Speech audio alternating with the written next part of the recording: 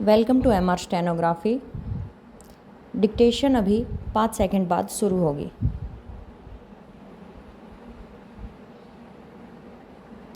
Start.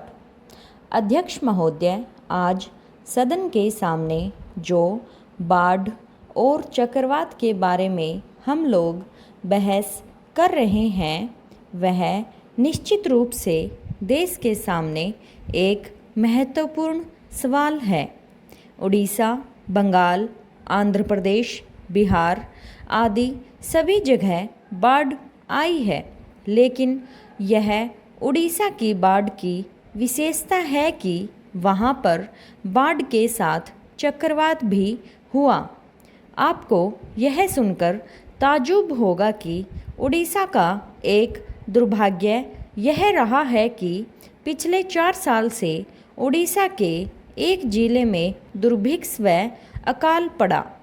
उसके बाद सन 1976 में कटक जिले में चक्रवात आया। परिणाम स्वरूप यह दोनों जिले मुख्य रूप से क्षतिग्रस्त हुए हैं। कटक जिले के भी कुछ हिस्से में क्षति हुई है।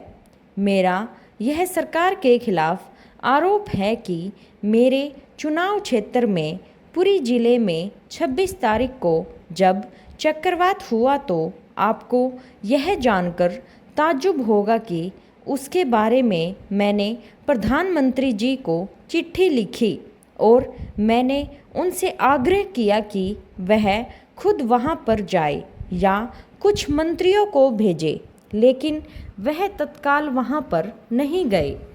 1 महीना इस तरह से हो गया, तब जाकर केंद्रीय सरकार की ओर से कुछ विशेषज्ञ वहां पर गए हैं। स्थिति की भयंकरता का अनुमान आप इसी से लगा सकते हैं कि कोई 13 लाख लोग बेघरबार हुए हैं और करीब करीब 4,88,000 एकड़ ज़मीन पूरे धान की फसल, जो कि एकमात्र वहाँ की फसल है, वह सब खत्म हो गई है। सवाल अब यह है कि इन 13 लाख लोगों का पुनर्वास कैसे किया जाए। मेरा पहला सुझाव यह है कि वहाँ राहत कार्य के लिए राशन मुफ्त दिया जाए और तब तक दिया जाए जब तक वहाँ और कोई इल्ज़ाम नहीं होता। आपको यह भी पता है कि वहाँ पर बच्चों की पढ़ाई काफ़ी पीछे पड़ गई है। हाई स्कूल और प्राथमिक स्कूल गिर चुके हैं, इसलिए वहाँ के बच्चों की फीस माफ़ की जाए और परीक्षाएं कुछ समय के लिए स्थगित की जाए।